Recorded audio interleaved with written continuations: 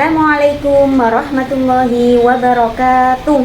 Waalaikumsalam warahmatullahi wabarakatuh.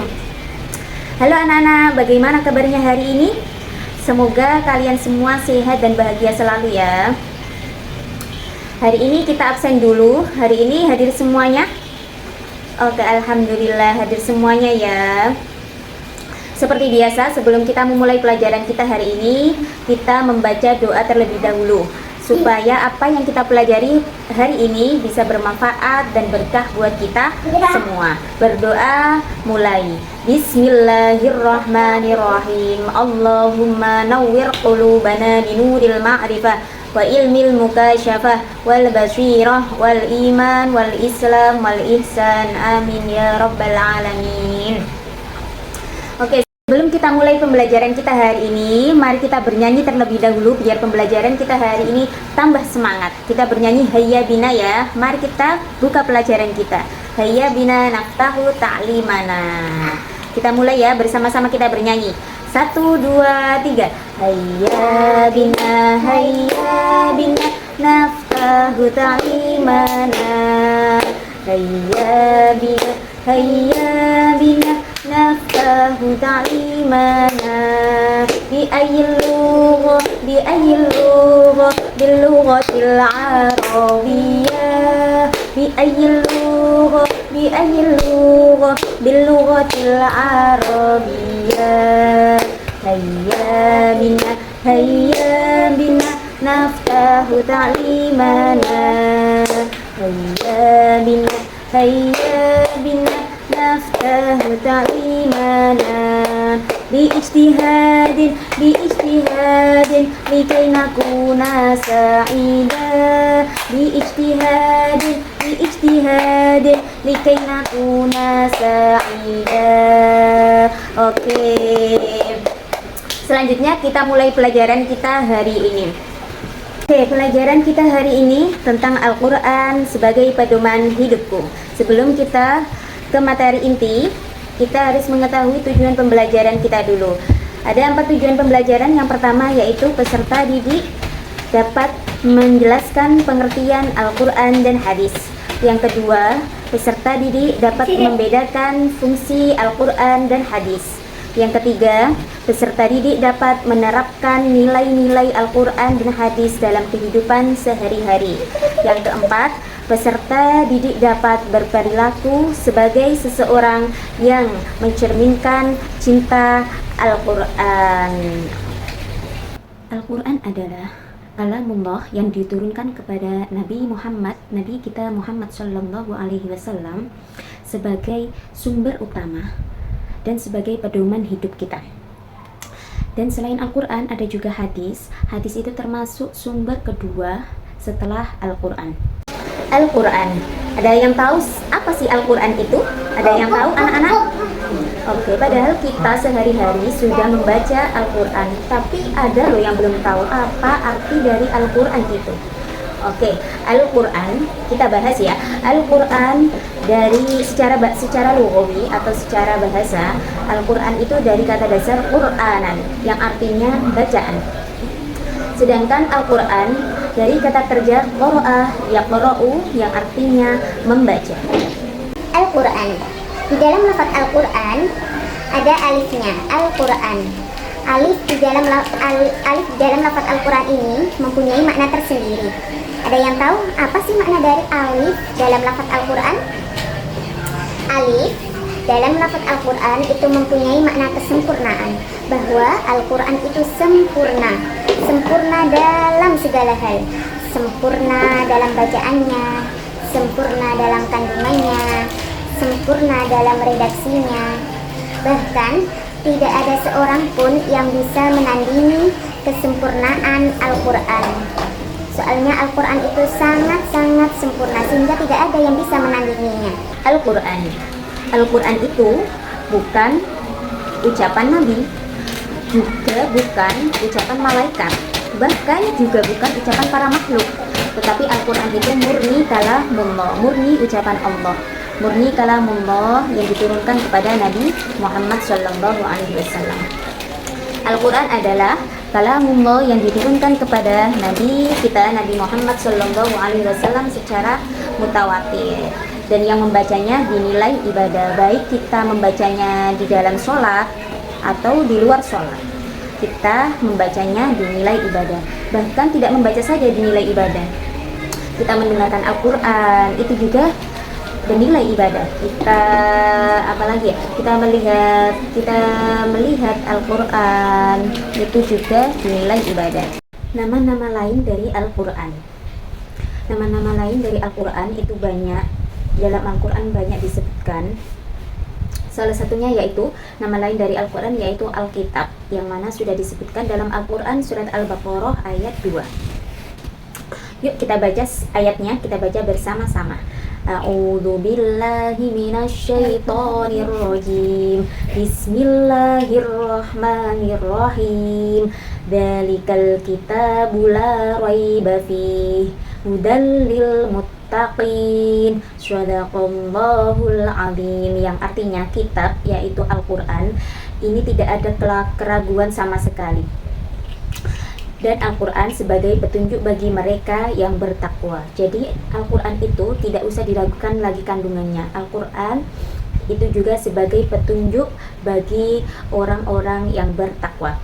Nama lain dari Al-Quran yang kedua, salah satunya yang kedua yaitu Al-Furqan, yang mana sudah disebutkan dalam Al-Quran surat Al-Furqan ayat 1. Yuk kita baca ayatnya bersama-sama. A'udzu billahi minasyaitonir rajim. Bismillahirrahmanirrahim. Tabarakalladzi nazzalal furqana 'ala 'abdihi liyakuna lil 'alamina nadhira. Yang artinya Maha Suci Allah yang telah menurunkan Furqan yaitu Al-Quran kepada hambanya Muhammad agar dia menjadi pemberi peringatan kepada seluruh alam, yaitu jin dan manusia. Jadi Furqan ini sebagai peringatan kepada kita semua tentang hari kiamat, peringatan tentang kebaikan atau keburukan. Kita mempelajari tentang Al-Quran, pengertian Al-Quran secara bahasa, pengertian Al-Quran secara istilah, dan nama-nama lain dari Al-Quran. Sekarang kita harus mengetahui fungsi dari Al-Quran. Apa saja fungsi dari Al-Quran? Yang pertama yaitu Al-Quran itu sebagai sumber hukum Islam yang utama. Yang kedua fungsinya yaitu Al-Quran menjelaskan segala sesuatu baik di kehidupan nyata maupun di kehidupan yang gaib. Yang ketiga, Al-Quran menceritakan kisah-kisah masa lalu maupun masa depan.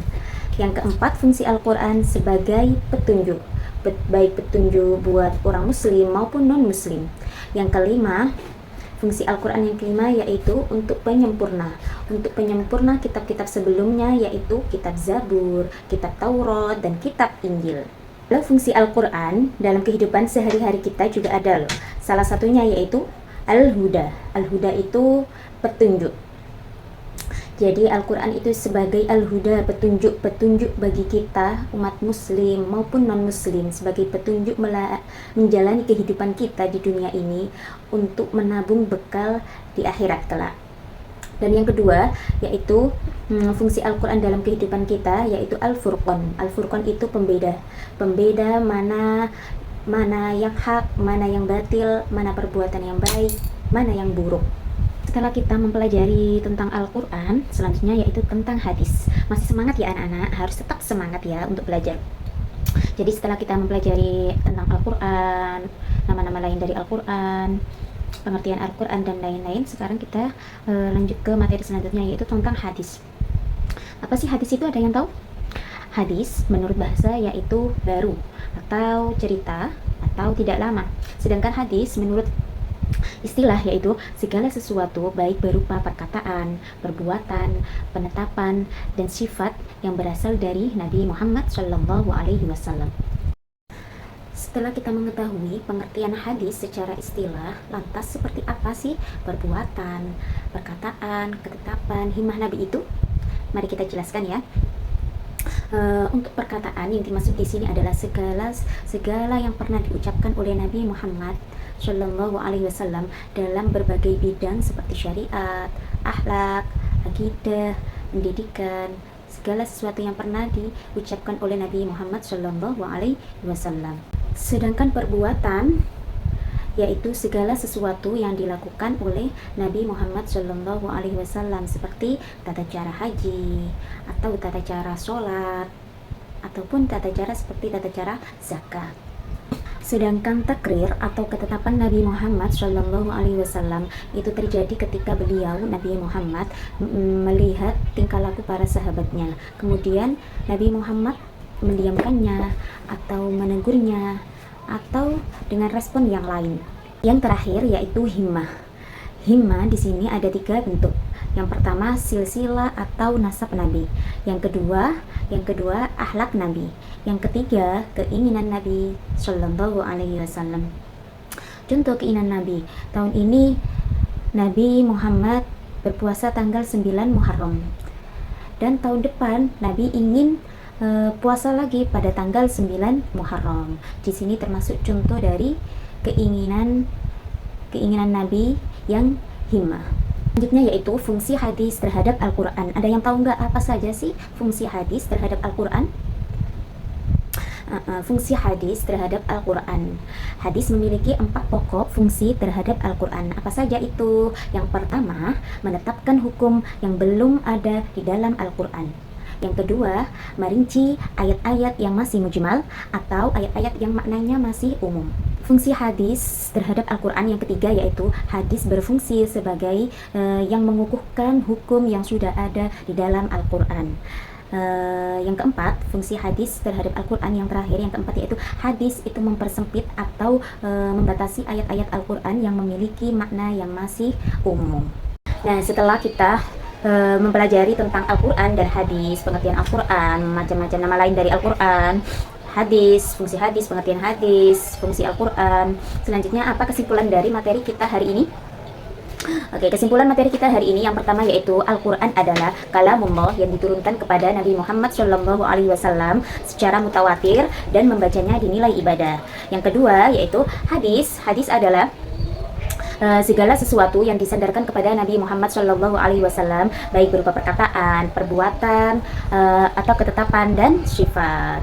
Oke, terima kasih ya untuk materi hari ini. Sampai jumpa di pertemuan selanjutnya. Sebelum kita tutup materi kita hari ini, mari kita baca doa bersama-sama. Semoga apa yang kita pelajari hari ini bisa bermanfaat buat kita semuanya.